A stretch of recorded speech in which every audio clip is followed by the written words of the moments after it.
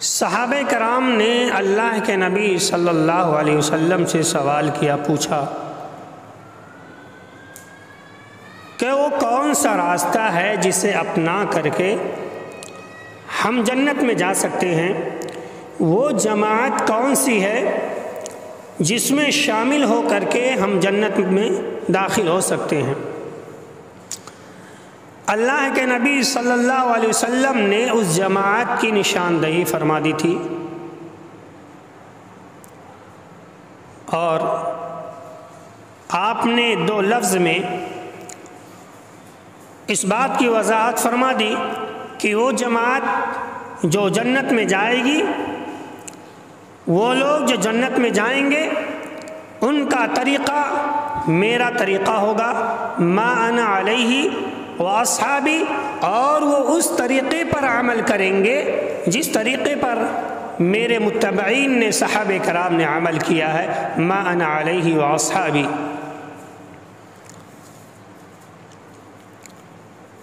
ارباق بن ساریہ رضی اللہ تعالی عنہ جو ایک صحابی ہیں، بیان فرماتے ہیں کہ ایک دن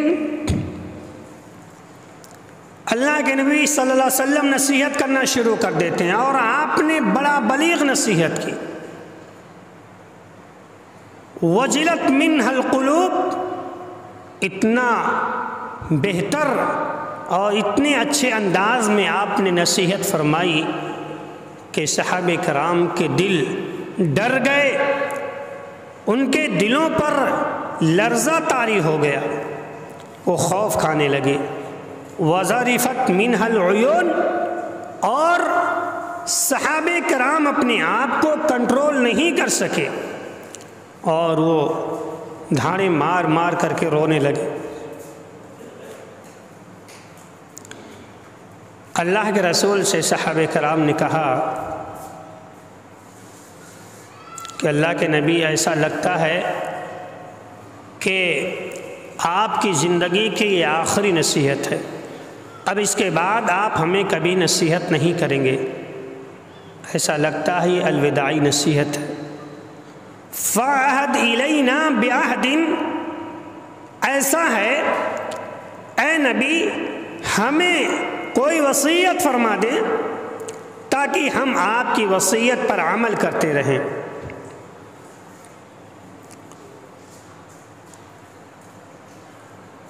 اللہ کے رسول صلی اللہ علیہ وسلم سے جب صحابہ نے یہ بات کہی تو آپ نے بیان فرمایا، اے میرے صحابہ، لمبی حدیث ہے، اے میرے صحابہ، وَسَتَرَوْنَ بَعْدِي اختلافاً شدیدہ، میرے بعد تم لوگ بہت ہی زیادہ اختلاف دیکھو گے، بہت ہی سخت اختلاف دیکھو گے، ہر جانب اپنے آپ کو مسلمان کہنے والے نظر آئیں گے، لیکن ہر کوئی میرے طریقے پر ہو ایسا نہیں ہوگا۔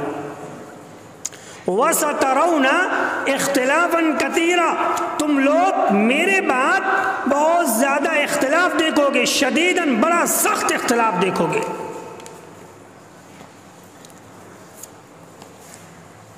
تو ایسی صورت میں کیا کرنا ہے؟ آج آپ دیکھتے ہیں کتنے اختلاف ہیں بھائی، گنتے ہوئے چلے جائیں، ہے نا، کتنی جماعت ہے مسلمانوں کی، آپ گنتے ہوئے چلے جائیں، ہے نا، حنفی، مالکی، شافعی، مالکی، حنبلی، اور ایک جو ہے جماعت اہل سنہ، اور اس کے بعد جو ہے کچھ جیسے دیوبندیت، بریلویت، تبلیغی جماعت، اسلامی جماعت، اور اس طرح سے مختلف جماعتیں ہیں، سمجھ رہے؟ تو وَسَتَرَوْنَ اخْتِلَافًا كَثِيرًا، تم لوگ میرے بعد بہت ہی زیادہ اختلاف دیکھو گے، لیکن جب اختلاف دیکھنا تو ایسا نہیں کہ جس میں چاہو شامل ہو جاؤ، ایسا نہیں۔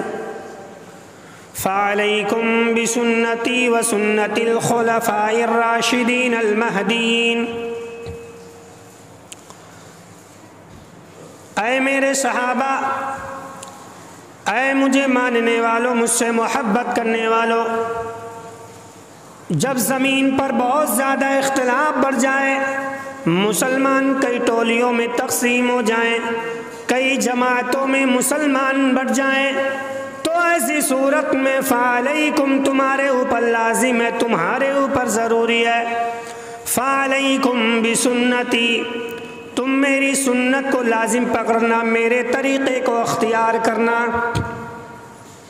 کون کیا کہتا ہے؟ کون یہ کہتا میں اللہ کے رسول کو مانتا ہوں، کون کہتا وہ نہیں مانتے، یہ ساری باتیں سننے کا نہیں۔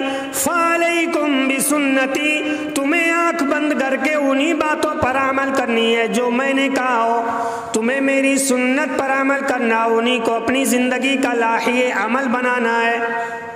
وَسُنَّةِ الْخُلَفَاءِ الرَّاشِدِينَ الْمَهْدِيِّينَ، اور یہ جو میرے خلفاء راشدین ہیں جو ہدایت یافتہ ہیں، ان کے سنت کو تم لازم پکڑنا۔ نصیحت دیکھیے، بہت زیادہ اختلاف ہو جائے گا، سمجھ میں نہیں آئے گا کہ کون سا فرقہ جنت کی جانب جا رہا ہے، کون سی جماعت جنت کی جانب جا رہی ہے۔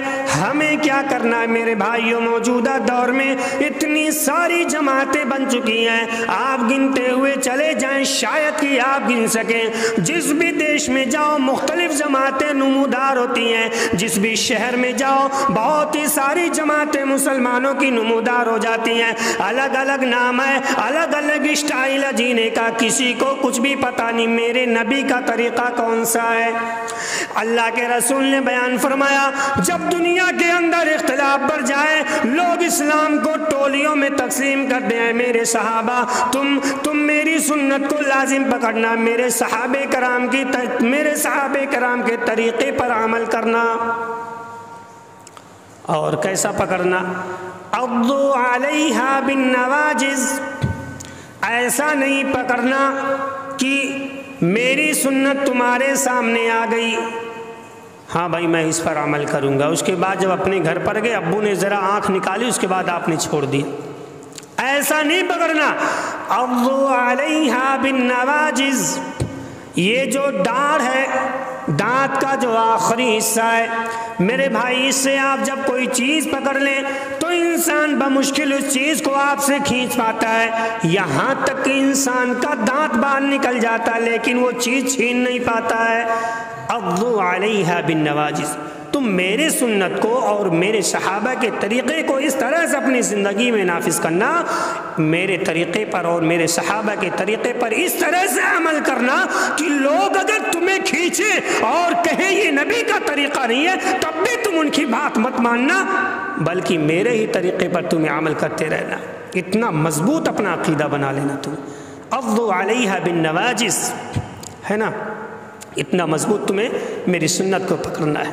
وَإِيَّاكُمُ الْأُمُورِ الْمُحْدَثَاتِ، اور ہاں میرے جانے کے بعد بہت زیادہ بدعات اسلام کی شکل میں نمودار ہوں گی، اسلام میں بہت ساری چیزیں داخل کر دی جائیں گی، لیکن ان سے بچنا۔ ہاں، چمکتا جو نظر آتا ہے وہ سونا نہیں ہوتا، نہ جا ظاہر پرستی پر اگر کچھ عقل و دانش ہے، نہ جا ظاہر پرستی پر اگر کچھ عقل و دانش ہے، چمکتا جو نظر آتا ہے وہ سونا نہیں ہوتا۔ سمجھ رہے؟ تو بدعات آج ایسے ہی ہیں، قرآن پر بدعات کو فروغ حاصل ہے، قرآن کے اوپر اگر کسی چیز کو پہنچایا گیا تو بدعات کو، شرک کو، خرافات کو اور اسلام کا لبادہ اڑا دیا گیا، بڑا چمکیلا بنا دیا گیا، یہاں تک کہ بیچارے نئے نئے مسلمان دھوکہ کھا جاتے ہیں اور سوچتے ہیں یہی ہمارا دین ہے۔ تو اللہ کے رسول نے بیان فرمایا، وَإِيَّاكُمْ وَالْأُمُورِ الْمُحْدَثَاتِ، اے میرے صحابہ، اے میرے ماننے والوں، مجھ سے محبت کرنے والوں، اسلام کے اندر بہت ساری بدعتیں رائج کی جائیں گی، بہت سارے فالتو چیزیں ایجاد کی جائیں گی۔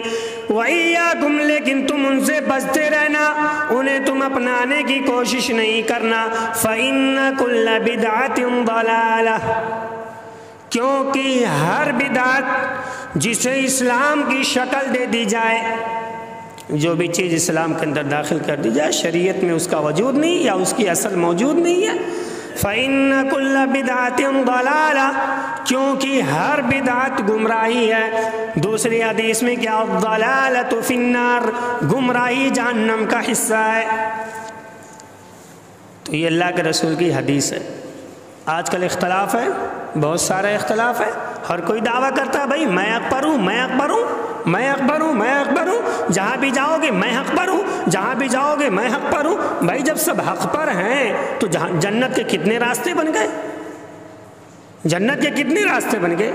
اللہ کے وسلم نے کیا کہا؟ جنت کا صرف ایک ہی راستہ ہے، اور آج سب کہہ رہے ہیں ہم حق پر ہیں، ہم یہ راستہ اپنا رہے ہیں۔ میرے بھائی غور کریے گا، جنت کا بہت سارا راستہ نہیں ہے، جنت کا صرف ایک راستہ ہے۔ اللہ کے رسول نے کہا اس اختلافی دور میں جب اختلاف بہت زیادہ پڑ جائے، امت مسلمہ ٹولیوں میں بٹ جائے، شہر شہر میں 10 جماعتیں موجود ہوں، تو تمہیں 10 جماعتوں میں شامل نہیں ہونا ہے، انہی جماعتوں میں شامل ہونا ہے۔ مانا علیہ واصحابی، جو جماعت میری پیروی کرے، جو جماعت میرے صحابہ کے طریقے پر عمل کرے، تمہیں آنکھ بند کر کے اس جماعت میں شامل ہو جانا ہے۔ اور جو میری سنت کے نام پر بدعت ایجاد کرے، میرے صحابہ کا نام لے کر کے ان کی توہین کرے، ان جماعتوں سے تم دوری اختیار کر لینا، کیونکہ یہ عبداللہ بن ابی بن سلول کی جماعت ہوگی، یہ منافقوں کی جماعت ہوگی۔ فعلیکم بسنتی وسنت الخلفاء الراشدین المہدیین۔ اختلاف کے دور میں کون سا طریقہ اختیار کیا جائے گا، اللہ کے رسول نے بیان فرما دیا۔ اللہ کے نبی کا طریقہ پورا قرآن ہے، صحابہ کرام کا طریقہ نبی کریم جناب محمد رسول اللہ کی پوری زندگی ہے۔ اب اس سے اگر کوئی ہٹے گا تو گمراہی میں جائے گا۔ ایک موقع پر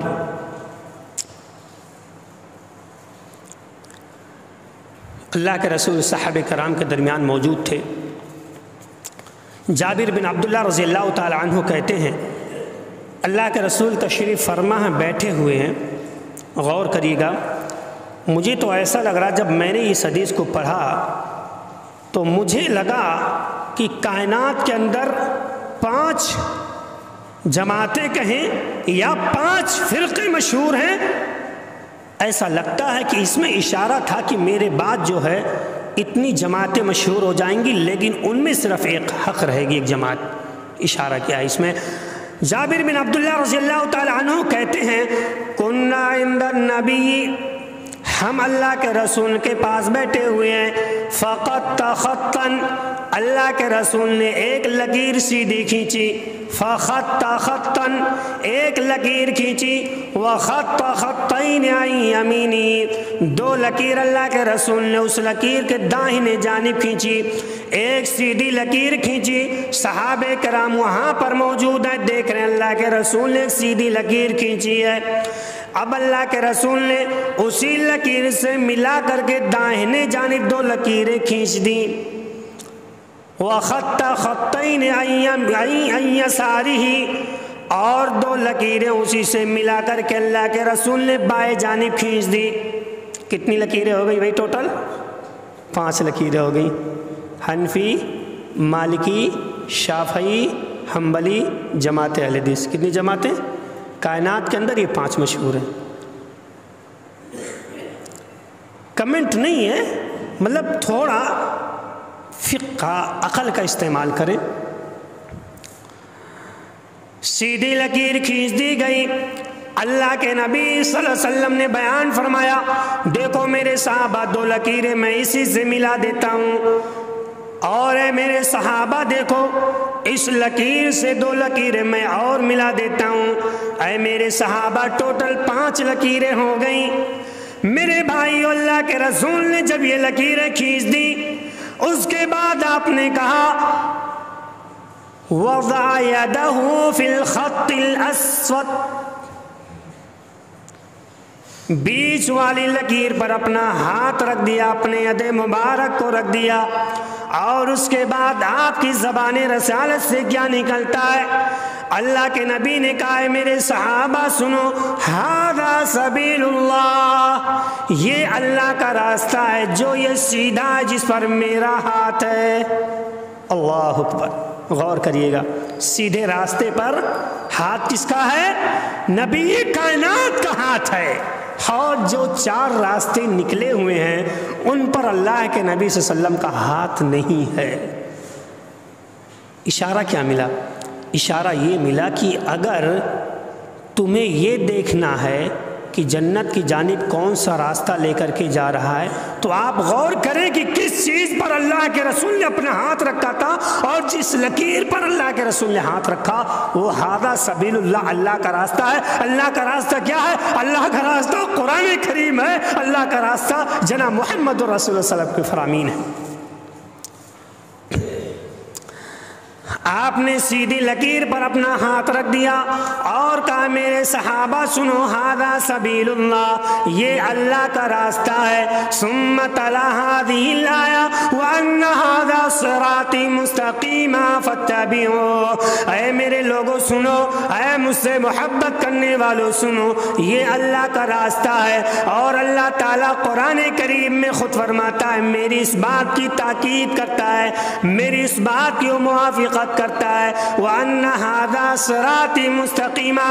اے لوگوں سنو، نبی کائنات نے جس لکیر پر اپنا ہاتھ رکھ دیا اللہ کا بھی وہی راستہ ہے، وَأَنَّ هَذَا صِرَاطِ مُسْتَقِيمًا، یہی میرا راستہ ہے۔ اس کے بعد آگے کیا بیان فرمایا؟ فَاتَّبِعُوهُ، جس پر اس نبی نے ہاتھ رکھا ہے لوگوں اسی راستے کی تمہیں پیروی کرنی ہے۔ کس راستے کی پیروی کرنی ہے؟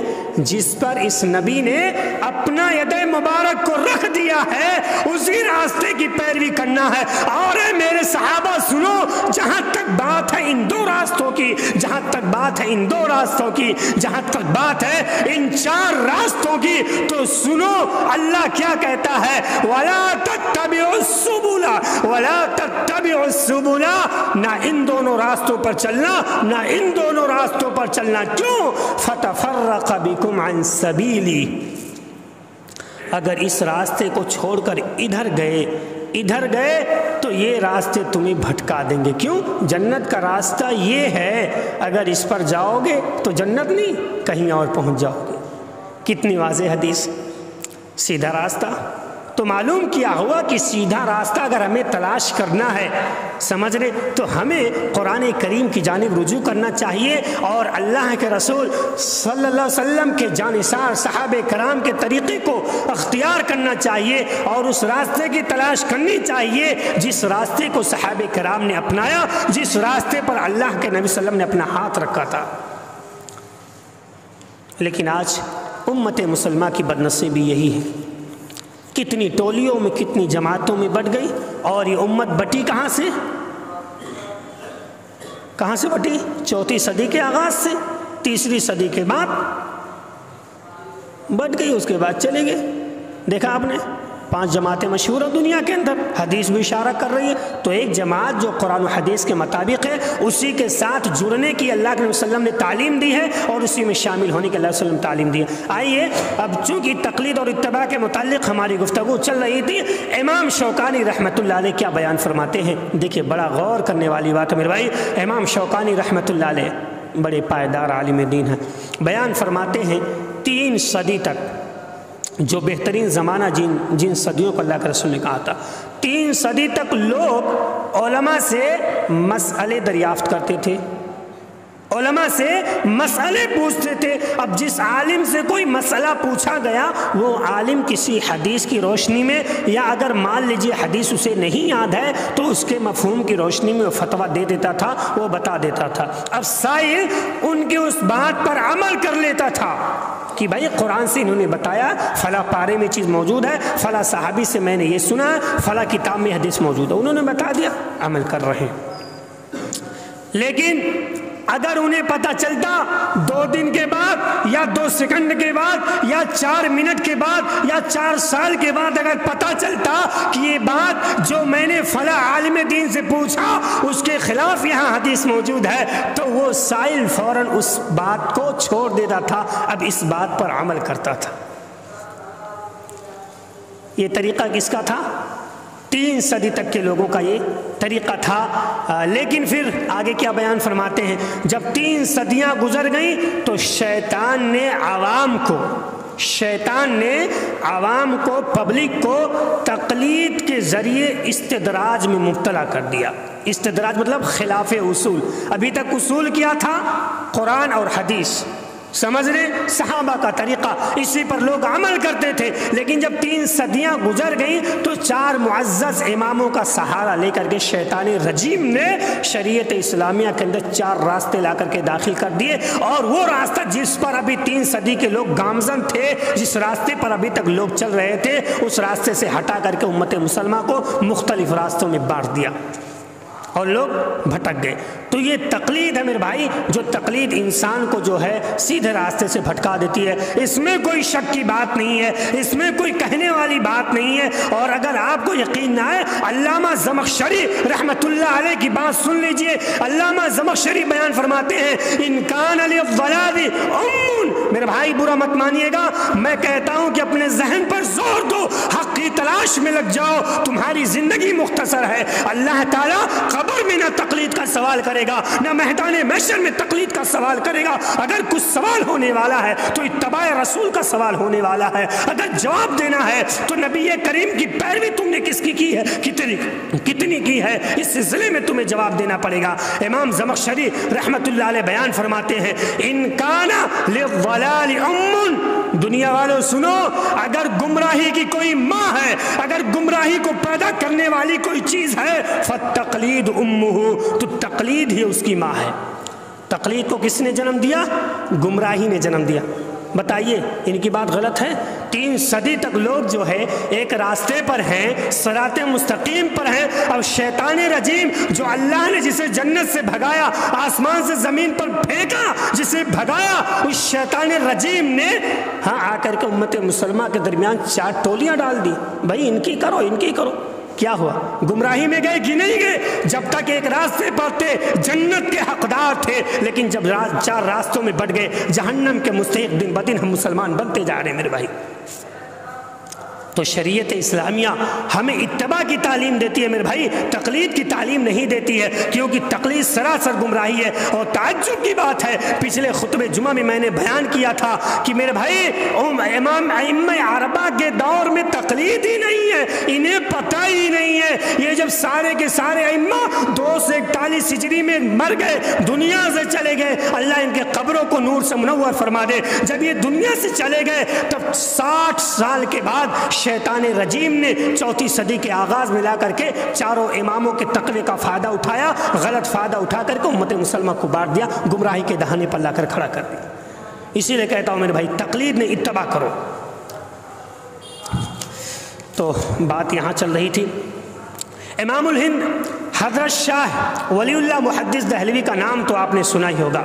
یہ کیا بیان فرماتے ہیں؟ اعلم ان الناس كانوا قبل المئة الرابعة غير مجمعين على التقليد الخالص لمذهب واحد بعينه۔ شاہ ولی اللہ محدث دہلوی رحمۃ اللہ علیہ بیان فرماتے ہیں کہ 4 صدی سے پہلے، مطلب 3 صدی تک، خیر القرون کا جو دور ہے، اس دور میں ایک بھی آدمی کسی خاص مذہب کی تقلید کرنے والا نہیں تھا۔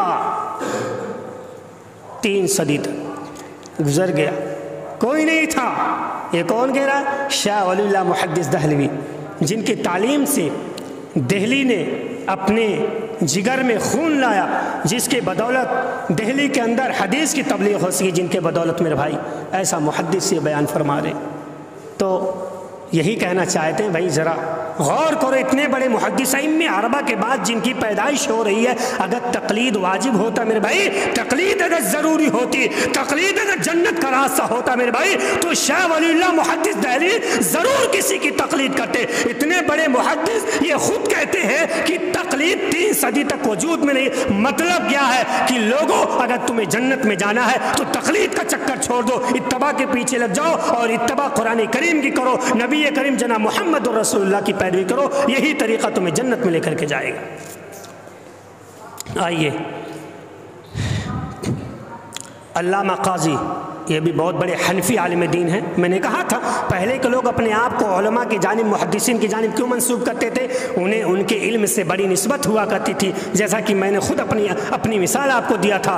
تو قاضی ثناء اللہ پانی پتی رحمۃ اللہ علیہ، قاضی ثناء اللہ پانی پتی رحمۃ اللہ علیہ بیان فرماتے ہیں، فَإِنَّ أَهْلَ السُّنَّةِ قد افترق بعد القرون الثلاثہ او الاربع على 4 مذاہب۔ میرے بھائی بیان فرماتے ہیں کہ 3 یا 4 صدی کے بعد اہل سنہ سے مراد نہیں ہے ڈھکوسلے باز اہل سنہ، یہ نہیں ہے جو سنت کے نام پر جو ہے اللہ کے رسول کی توہین کرتے۔ میرے بھائی معاف کریے گا، شاید میں نے سخت کہہ دیا، یہ اہل سنہ نہیں ہے۔ اہل سنت سے مراد وہ ہیں جو قرآن پر عمل کرنے والے ہیں، اہل سنت سے مراد وہ ہیں جو نبی کریم کے فرمان پر عمل کرنے والے ہیں، اہل سنت وہ ہیں جن کے سامنے حدیث آ جائے اپنی گردن جھکا دیتے ہیں، اہل سنت انہیں کہا جاتا ہے۔ آج یہ موجودہ دور میں اہل سنت کیا ہے؟ سنت نام کی کوئی چیز موجود ہے؟ کہتے ہیں پانی پتی رحمت اللہ علیہ کہ اہل سنت 3 یا 4 صدی تک لوگ صرف ایک جماعت حقہ پر قائم تھے، ایک راستے پر قائم تھے، لیکن 3 یا 4 صدی کے بعد یہ امت علی 4 مذاہب، 4 مذہب میں تقسیم ہو گئی۔ کتنے؟ 4 مذہب میں تقسیم ہو گئے۔ آپ کے بدن کی 4 بوٹیاں میں کر دوں تو آپ زندہ رہیں گے؟ بتائیے میرے بھائی، میں کچھ کہنا چاہتا ہوں، شریعت اسلامیہ مٹا دی گئی، لوگ مٹانے کے چکر میں ہیں، صرف ایک جماعت بچی ہے جو الحمدللہ اللہ کے نبی صلی اللہ علیہ وسلم کا فرمان لے کر ہر خطبہ جمعہ میں ہر جگہ پر حاضر ہوتی ہے، ورنہ سب لوگ تو یہی کہتے ہیں فلاں عالم دین یہ کہتا، فلاں یہ کہتا۔ بتاؤ کسی جمعہ میں اللہ کوئی حدیث بیان ہوتی ہو کہیں؟ کتنی افسوس کی بات ہے۔ اسلام کی 4 ٹولیاں بنا دی گئیں، 4 گروہیں بنا دی گئیں، اور پھر بھی کہتے ہیں ہم اسلام والے ہیں، ہم مسلمان ہیں۔ شرم نہیں آتی ہے؟ تمہارے بدن کے 4 ٹکڑے کر دوں اور پھر کہوں تم زندہ ہو، تم سن بھی نہیں پاؤ گے۔ اسلام کو 4 ٹولیوں میں بانٹ کر کہتے ہو اسلام زندہ ہے؟ میرے بھائی غور کریے کہ ہمیں اسلام کس چیز کا مطالبہ کرتا ہے، ہمیں کس چیز کی اسلام پیغام دیتا ہے، ہمیں کس پر عمل کرنا ہے، کیا نہیں کرنا ہے۔ آئیے اب اگلی بات پہ چلتے ہیں۔ اچھا ایک چیز یہ ہے، ایک نعرہ یہ لگتا ہے کہ اگر امت مسلمہ کو ایک کرنا ہے، غور کریے گا، اگر امت مسلمہ کو ایک کرنا ہے تو تقلید کو اپنا لو۔ کچھ غور کیا آپ نے؟ تقلید دنیا کے اندر کتنے اماموں کی جا رہی ہے؟ 4 اماموں کی جا رہی ہے۔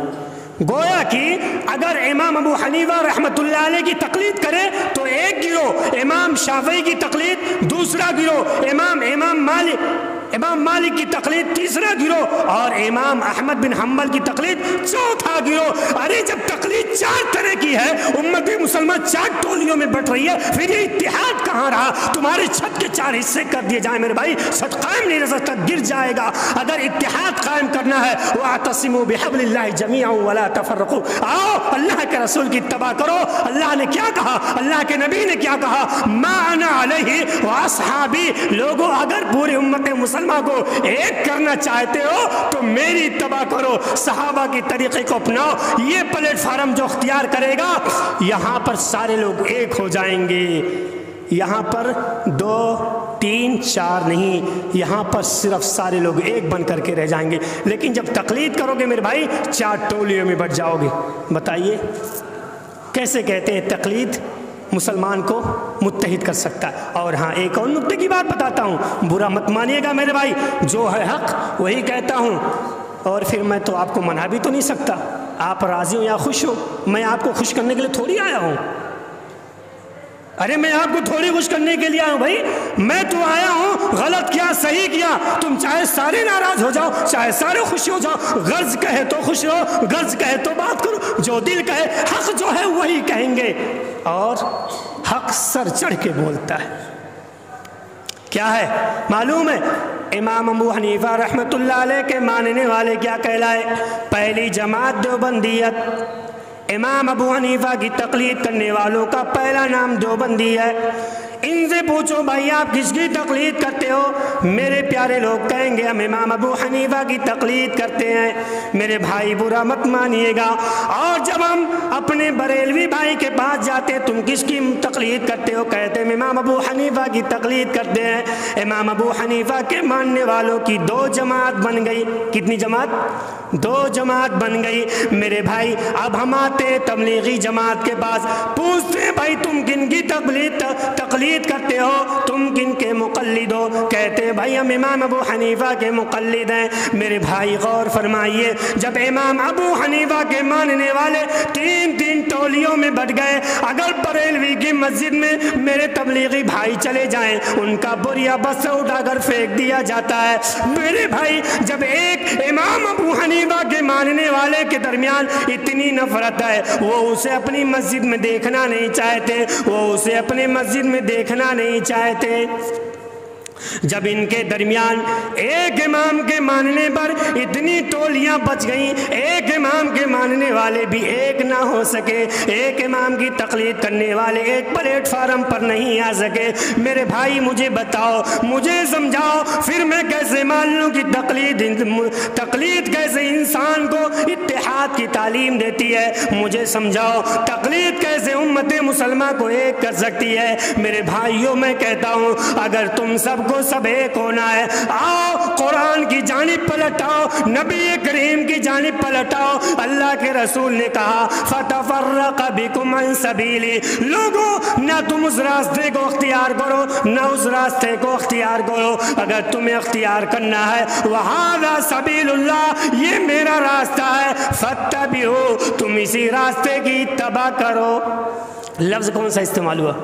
ایک ہونا ہے، ہذا سبیل اللہ، یہ اللہ کا راستہ، اس کی تم پیروی کرو۔ واضح ہو گئی نا کہ تقلید کے ذریعے سے امت مسلمہ ایک پلیٹ فارم پر نہیں آ سکتی ہے، اور آج امت مسلمہ کا اختلاف ہی ہر جگہ مسلمانوں کی حال بگاڑ رہی ہے نا۔ ابھی وہ کیا ترپوڑا چرپوڑا کیا کون سی جگہ ہے وہ، دیکھا نا آپ نے حالت؟ سوچ لو اگر لوگ اتباع کرتے، ان کے اندر اتحاد ہوتا، لیکن کیا بھائی اس مسجد پر حملہ ہو جائے، ادھر والے خاموش ہے، جانے دو، آ کر کے ہمارے محلے میں بسے تھے وہ، ارے مٹ جانے دو، بدعات پھیلا رہے تھے، ارے چلنے دو، یہ میلاد منا رہے تھے۔ تو یہ چوچو کا مربع شریعت کو بنا دیا گیا، کچھ بھی سمجھ میں نہیں آ رہا میرے بھائی، کچھ بھی سمجھ میں نہیں آ رہا۔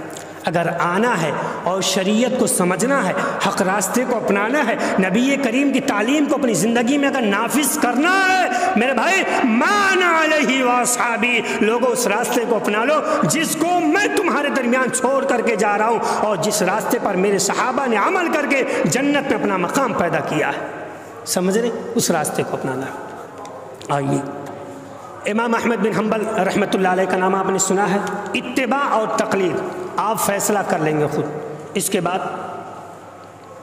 ہمیں کچھ کہنے کی ضرورت نہیں پڑے گی۔ امام احمد بن حنبل، لوگ کہتے ہیں ہم اماموں کو نہیں مانتے، ارے چیلنج کس بات کی ہے؟ ہم سے زیادہ الحمدللہ نہ اللہ کا احترام کوئی کر سکتا ہے دنیا کے اندر، ہم سے زیادہ نہ نبی کریم کا کوئی ادب کر سکتا ہے، ہم سے زیادہ نہ کوئی ائمہ اربعہ کا احترام کر سکتا ہے، ہم سے زیادہ نہ کوئی شیخ عبد القادر جیلانی رحمۃ اللہ علیہ کا ادب اور احترام کوئی کر سکتا ہے۔ ہم یہ نہیں کہتے کہ انہوں نے مردے کو زندہ کر دیا، ہم سب کو اسی کا مقام دیتے ہیں جس کے وہ حقدار ہیں، اور نہ کسی کا مقام ہم گراتے ہیں۔ امام احمد بن حنبل رحمۃ اللہ علیہ بیان فرماتے ہیں الاتباع ان یتبع الرجل ما جاء عن النبی وعن الصحابہ۔ میرے بھائیو غور فرمائیے گا، امام احمد بن حنبل رحمۃ اللہ علیہ بڑی شخصیت کے مالک ہیں، خلق قرآن کے مسئلے میں ان کے بدن پر اتنے کوڑے برسائے گئے، اتنا مارا گیا، ان سے کہا جا رہا تھا اے ابن حنبل تم کہہ دو قرآن مخلوق ہے، یہ کہہ رہے تھے نہیں قرآن مخلوق نہیں، یہ اللہ کا کلام ہے، یہ اللہ کا کلام ہے، قرآن مخلوق نہیں ہے۔ میرے بھائیوں صرف اتنا نہ کہنے کے نتیجے میں کلام کی جگہ پر خلق لگانا تھا، کلام کی جگہ پر خلق لگانا تھا۔ امام احمد بن حنبل نے کہا نہیں یہ خلق اللہ نہیں بلکہ یہ کلام اللہ ہے، میں اسے اللہ کی مخلوق نہیں کہوں گا۔ امام احمد بن حنبل پر اتنے کوڑے برسائے گئے، اتنا مارا گیا، ڈاکٹروں نے جب ان کے جسم مبارک کو دیکھا، ڈاکٹر کہنے لگے اے امام احمد بن حنبل تجھ پر اللہ کی رحمت نازل ہو، اگر ایک کوڑا بھی ہاتھی کو مار دیا جاتا وہ ہاتھی چنگھاڑتا ہوا بھاگ جاتا۔ میرے بھائیوں، یہ عزم و استقلال کے امام احمد بن حنبل جنہوں نے اپنی جان قربان کر دی اسلام کی حفاظت میں، اسلام کی تبلیغ میں اپنی جان قربان کر دی۔ قربانی دینا پڑتا ہے اسلام کے لیے، سمجھ رہے ہو نا؟ ہندوستان میں قانون کیا بنا ہے؟ قرآن پڑھنے والے بچوں کو مارنا نہیں ورنہ جیل میں جاؤ گے۔ اور جب سے یہ قانون بنا ہے، جب سے قرآن کریم خالی طاقوں کی زینت بن گیا ہے۔ پہلے کیسے مارتے تھے؟ تم لوگوں نے تو مار کھایا ہوگا اپنے استادوں سے، کیسا لال کرتے تھے بدن، سمجھے نا؟ تو قربانیاں دینی پڑتی ہیں اسلام سے اگر محبت ہے تو۔ آج لوگ ایک ڈنڈا نہیں برداشت کر سکتے تو اسلام کیا خاک پھیلائیں گے؟ جسے یہ محبت ہو کہ میری بچی یا بچے کو چوٹ آ رہی ہے شکایت کر، اسلام نہیں پھیلتا۔ معاف کریے گا مجھے، بہرحال ضمنی بات آ کہ میں نے کہہ دیا۔ تو امام احمد بن حنبل رحمۃ اللہ علیہ کیا بیان فرماتے ہیں؟ الاتباع ان یتبع الرجل ما جاء عن النبی وعن الصحابہ۔ اے مجھ سے محبت کرنے والوں سنو، اتباع وہ ہے جو آدمی اللہ کے رسول کی حدیث پر عمل کرے۔ آپ عمل کر رہے، اللہ کے رسول کی حدیث اس بات پر موجود ہے، صحابہ کرام کا طریقہ موجود ہے، یہ اتباع کہلائے گا۔ جس بات پر دلیل ہے اسے اتباع کہا جائے گا۔ ثم هو من بعد في التابعين مخير، اور پھر جو تابعین سے منقول ہو، تابعین نے کوئی بات کہی، ان کے پاس کوئی دلیل نہیں ہے، اب آپ کو اختیار ہے، اگر قرآن کے موافق ہے تو ان کی بات پر عمل کر لو، اگر قرآن کے موافق ہے تو عمل کر لو، اگر قرآن حدیث کے خلاف ہے تو چھوڑ دو، سمجھ رہے؟ اور اتباع وہ ہے جس پر دلیل ہو، اور جس پر دلیل نہ ہو اسے کیا کہا جاتا ہے؟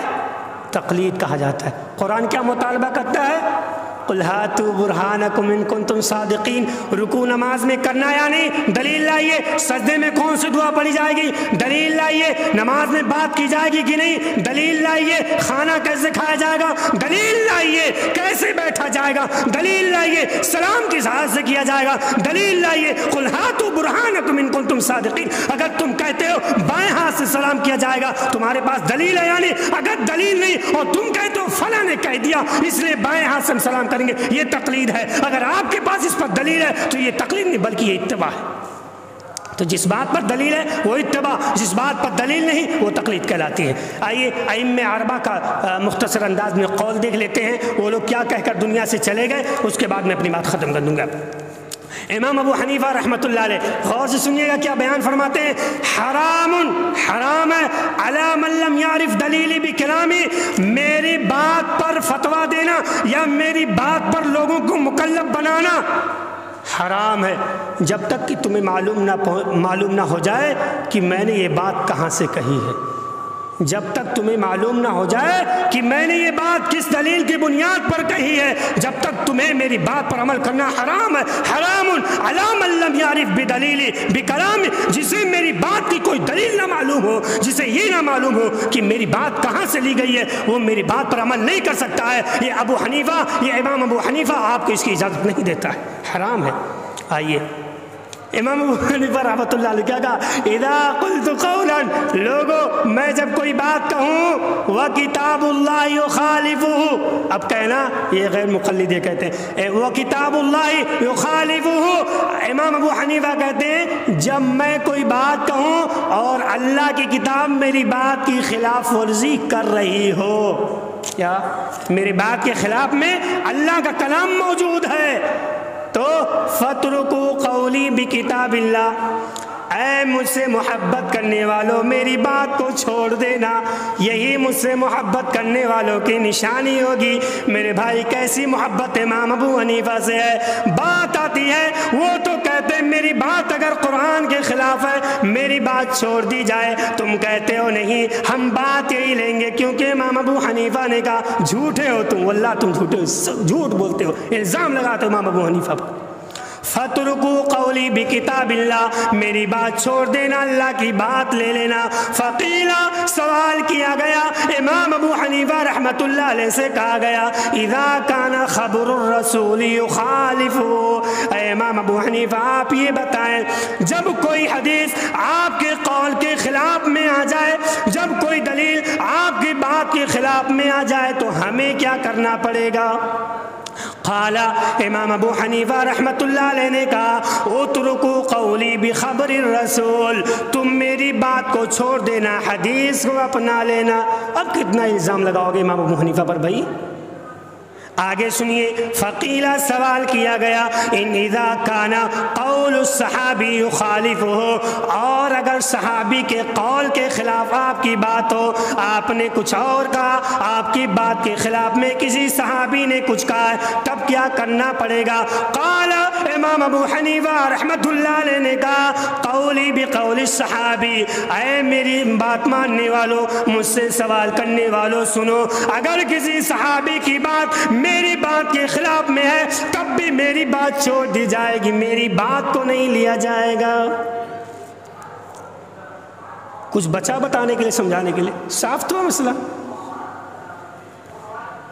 آج ہم تقلید کو اتباع سے بھی آگے کر دیتے میرے بھائی، اسی لیے امت مسلمہ بہت ساری جماعتوں میں بٹ گئی۔ یہ بہت بڑا المیہ ہے، سارے لوگوں کو ایک ہونا چاہیے۔ اور ٹائم تو نہیں، ٹائم تو ختم ہو گیا، جلدی جلدی میں اپنی بات ختم کرتا ہوں، خالی سنیے گا۔ اذا رأیتم کلامنا یخالف ظاہر الکتاب والسنہ فاعملوا بالکتاب والسنہ واضربوا کلامنا واضربوا بکلامنا الحائط۔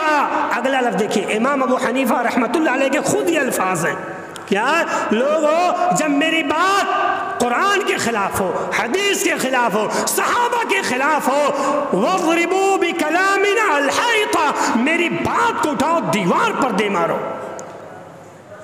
سوچیے، کہتا ہوں مقلد ہے، میں تو کہتا ہوں تم نہ مقلد ہو اور نہ متبع ہو۔ سمجھنے والی قوم جب نہیں رہ جاتی میرے بھائی، کیا کہا تھا؟ لا ظن ولا ظن، تقلید کرنے والے نہ خود غور و فکر کرتے ہیں، نہ پھر اپنے امام کے تحقیق پر عمل کرتے ہیں۔ سمجھے کتنی صاف بات انہوں نے کہہ دی۔ اگر لوگ اس پر عمل کر لیں تو امت اتحاد پر آئے گی کہ نہیں آئے گی؟ امت ایک پلیٹ فارم پر آ جائے گی، لیکن نہیں بھائی، نہیں عمل کرتے۔ ما جاء عن الرسول فبالراس والعين، ایک جگہ بیان فرماتے ہیں بھائی اللہ کا کلام، نبی کریم کا فرمان ہی تو میرے سر کا تاج ہے، میرے آنکھوں کا نور اور میرے سر کا تاج اللہ کا کلام، نبی کریم کا فرمان ہے۔ فبالراس والعین، جو اللہ نے کہہ دیا، جو نبی نے کہہ دیا، وہی میرے سروں کا تاج، وہی میرے آنکھوں کا نور ہے۔ کتنا بہترین فرمان ہے میرے بھائی، یہ سب نہیں دکھے گا۔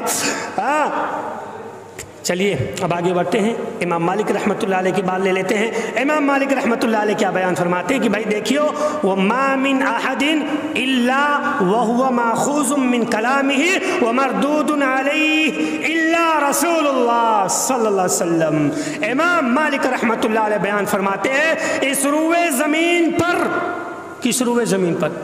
قیامت والی نہیں، یہ جو جہاں پر ہم جی رہے ہیں، اس روئے زمین پر کوئی بھی ایسا شخص نہیں ہے جس کی بات رد بھی نہ کی جا سکتی ہو اور لی بھی نہ جا سکتی ہو۔ مطلب روئے زمین پر ہر کسی کی بات چھوڑی بھی جا سکتی ہے، پھینکی بھی جا سکتی ہے اور لے بھی جا سکتی ہے، لیکن ایک ایسی ذات اللہ نے اس روئے زمین پر بھیجی ہے، وہ ذات ایسی ہے اس کی بات کبھی نہیں چھوڑی جائے گی، صرف لی ہی جائے گی۔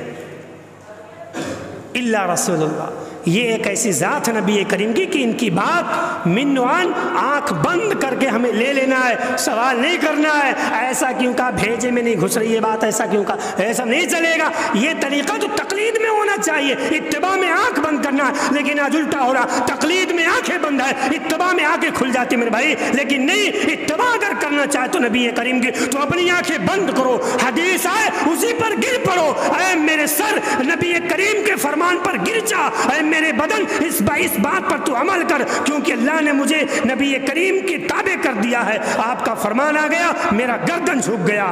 لیکن آج کیا کرتے ہیں، حدیث آتی بیجا تعویل فالتو کی بکواس کرتے ہیں، اور جب تقلید کی بات آ جاتی ہے آنکھیں بند کر کے لے لیں۔ یہ سب سے بڑی گمراہی، سمجھ لیں۔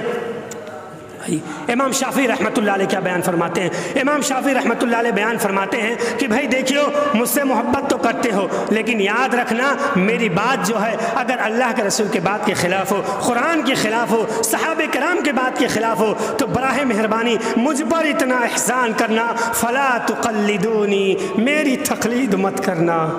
کیا؟ میری تقلید مت کرنا۔ اتنا تو احسان کر دو اماموں پر، بیجا انہیں بدنام مت کرو یار کہ انہوں نے ایسا کہا، انہوں نے ایسا کہا۔ چلیے آخری بات، امام شافعی رحمۃ اللہ علیہ کی بات ہو گئی، اب امام احمد بن حنبل رحمۃ اللہ علیہ کیا بیان فرماتے ہیں؟ لیس لأحد مع اللہ ورسولہ کلام، اللہ اور اس کے رسول کے مقابل میں کسی کی بات لائی ہی نہیں جا سکتی۔ سمجھے نا؟ ماننا تو دور، ان کے مقابل میں کسی کی بات پیش بھی نہیں کی جا سکتی ہے۔ اگر تم ان کی بات پیش کر رہے ہو، اللہ اور اس کے رسول کے مقابل میں کسی اور کی بات پیش کر رہے ہو، تو گویا کہ تم اللہ کی بات کو اور اس فلاں آدمی کی بات کے درمیان تلنا کر رہے ہو، جبکہ اللہ کی ذات ایسی ذات ہے کہ نہ اس کی ذات کی کوئی مثال ہے، نہ اس کی ذات کو کسی اور سے تلنا کی جا سکتی ہے، نہ اس کی بات کے سامنے کسی اور کی بات پیش کی جا سکتی ہے۔ نبی کریم کی ذات ایسی ہے کہ ان کی بات کے سامنے کسی اور کی بات لانا نبی کریم کی توہین ہے۔ لیس لأحد، کسی کے لیے جائز نہیں ہے کہ ان کے سامنے مع اللہ و رسولہ کلام، کہ ان کے سامنے کسی اور کی بات پیش کی جائے۔ آپ اگر کسی سے محبت کرو گے تو اس کے سامنے کہو گے پھلا ایسا کرتا ہے، اپنے محبوب کی بات کرو گے۔ کیسی محبت ہے نبی سے؟ ہاں، یہ شہادت گئے الفت میں قدم رکھنا ہے۔ لوگ آسان سمجھتے ہیں مسلمان ہونا، چیتڑی چھوڑ جائے گی، چربی پگھل جائے گی، ذرا آؤ تو اسلام میں۔ سمجھو آسان نہیں ہے، گھر کی مولی نہیں ہے جب چاہے کاٹ کے بنا کے کھا لیا، ایسا نہیں ہے۔ سوچنا پڑے گا، غور کرنا پڑے گا، حق کا راستہ اپنانا پڑے گا، اور جو جماعت حق پر ہے، چاہے وہ مٹھی بھر جماعت ہو، ما انا علیہ واصحابی، ان کا ساتھ دیجئے، ان کے ساتھ رہیے، انہی کے ساتھ اٹھنا بیٹھنا کریے، ورنہ تتفرق بکم عن سبیل، ورنہ تم گمراہ ہو جاؤ گے۔ 4 راستے نکلے ہوئے ہیں، حدیث کے الفاظ ہیں، ہے نا؟ اچھا چلیے، عبد القادر جیلانی کا نام آپ نے سنا؟ الحمدللہ، محبت کرتے ہیں بھائی ہم اپنے اماموں کا، اپنے علماء کا دھیان رکھتے ہیں، ان کے باتوں کو پیش کرتے ہیں۔ چلیے، امام شیخ عبد القادر جیلانی رحمۃ اللہ علیہ کیا لکھتے ہیں؟ ان کی ایک کتاب بہت مشہور ہے فتوح الغیوب، اس میں وہ لکھتے ہیں نصیحت کرتے ہوئے، آخری نصیحت، اور اسی پر میں اپنی بات ختم کر دوں گا۔ وہ کیا لکھتے ہیں؟ لوگوں، قرآن و حدیث کو اپنا امام بنا لو۔ میں ایک دانہ رد و بدل نہیں کر رہا ہوں، جو الفاظ ہیں جو ہے بس میں نے سیم ٹو سیم اتار کے لایا۔ قرآن و حدیث کو تم اپنا امام بنا لو اور غور و فکر کے ساتھ ان کا مطالعہ کر لیا کرو۔ امام بناؤ، غور و فکر کے ساتھ ان کا مطالعہ کرو، اور ادھر ادھر کی بحثوں میں مت پڑو، اور حرص و ہوس کی باتوں میں نہ پھنس جاؤ، صرف کتاب اللہ اور سنت رسول اللہ پر عمل کرو۔ اور یہ حقیقت سمجھ لو کہ قرآن کے علاوہ ہمارے پاس، غور کریے گا، یہ حقیقت سمجھ لو کہ قرآن کے علاوہ ہمارے پاس عمل کے قابل کوئی کتاب نہیں۔ کس کی بات ہے؟ پیران پیر شیخ عبد القادر جیلانی رحمۃ اللہ علیہ۔ ہم فالتو کی محبت تھوڑی کرتے ہیں، الحمدللہ حقیقی محبت کرتے ہیں۔ اللہ ان کے قبر کو نور سے منور فرمائے، جنت الفردوس ان کا ٹھکانہ بنائے، ان کے اہل و عیال پر، ان کے اصحاب پر تا قیامت اللہ رب العالمین اپنی رحمتوں کا برکھا برسائے۔ کیا بیان فرماتے ہیں؟ ہمارے پاس عمل کے قابل کتاب اللہ کے مقابل میں کوئی کتاب نہیں ہے، اور حضرت صلی اللہ علیہ وسلم کے سوا ہمارا کوئی رہبر نہیں، ہمارا کوئی رہبر نہیں جس کی ہم تابعداری کریں۔ اب تو مان لو، کبھی قرآن و حدیث کے دائرے سے لوگوں باہر نہیں جانا، ورنہ خواہش نفسانی اور اغوائے شیطانی تمہیں سیدھے راستے سے بھٹکا دیں گے۔ قرآن و حدیث کے راستے سے ہٹنا نہیں، ان کے دائرے سے نکلنا نہیں، ورنہ شیطان سارے راستوں پر بیٹھا ہوا کھینچ کر جہنم میں پہنچا دے گا۔ اغوائے شیطانی تمہیں سیدھے راستے سے بھٹکا دیں گے۔ آج کیا ہے؟ کم سے کم ان کی بات تو سمجھ لو، اللہ کے راستے پر میرے بھائیوں آ جاؤ. یاد رکھو آگے کیا بیان فرماتے ہیں, آخری بات یاد رکھو, انسان اولیاء اللہ اور ابدال کے درجے پر بھی, انسان اگر اللہ کا ولی بننا چاہتا ہے اور ابدال کے مقام پر اگر پہنچنا چاہتا ہے, تب بھی اسے اللہ کی کتاب اور نبی کریم کی سنت پر عمل کرنے سے وہ درجہ حاصل ہو سکتا ہے.